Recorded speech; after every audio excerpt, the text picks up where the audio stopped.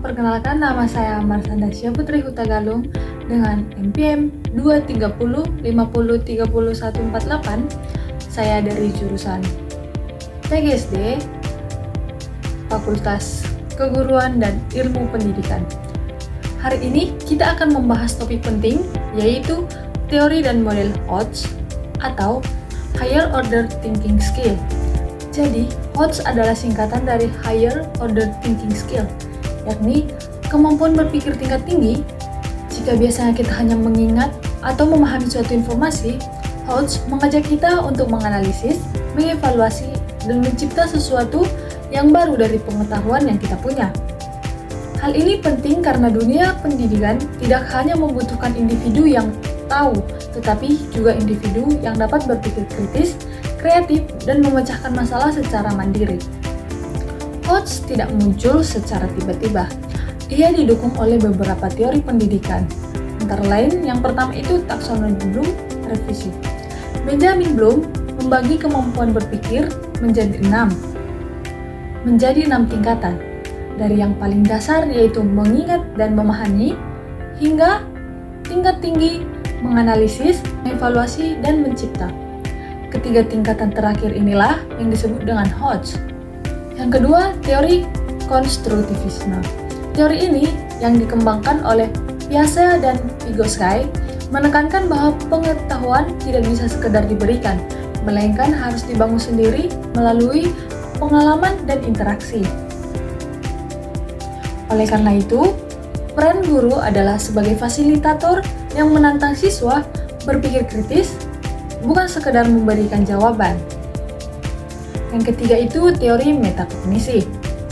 Teori ini menekankan pentingnya si siswa menyadari bagaimana cara berpikir mereka. Metakognisi menjadi bagian dari HOTS karena melatih siswa untuk mengatur dan mengevaluasi proses berpikirnya sendiri. Sekarang kita masuk ke bagian model HOTS. Ada 3 model utama HOTS yang sering digunakan dalam pembelajaran, yaitu yang pertama, analisis. Siswa diminta memecah informasi menjadi bagian-bagian untuk memahami hubungan antar bagian. Misalnya, menganalisis tokoh dalam cerita atau sebab akibat dalam peristiwa sejarah. Kedua itu, evaluasi. Siswa menilai suatu ide, keputusan, atau hasil berdasarkan kriteria tertentu. Contohnya, menilai apakah suatu solusi matematika telah paling efisien. Selanjutnya, mencipta, creating. Tahap tertinggi, siswa menghasilkan ide atau produk baru dari informasi yang telah dipelajarinya. Misal, merancang alat hemat energi, menulis cerita alternatif, atau merancang eksperimen sederhana.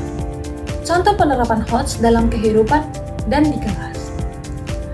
Dalam pelajaran IPA, guru tidak sekedar menugaskan siswa menghafal bagian tumbuhan, melainkan menantang mereka untuk menganalisis bagaimana proses fotosintesis berubah jika intensitas cahaya berkurang. Lalu menciptakan ide percobaan sederhana untuk membuktikannya. Dalam kehidupan sehari-hari, HOTS dapat diterapkan saat menilai informasi di media sosial. Berpikir kritis sebelum menyebarkan berita. Dengan menguasai HOTS, kita siap menghadapi dunia yang terus berubah. Kemampuan berpikir kritis, analitis, dan kreatif akan menjadi keterampilan inti pembelajaran sepanjang hayat. Terima kasih telah menonton video. Jangan lupa like, comment, and subscribe.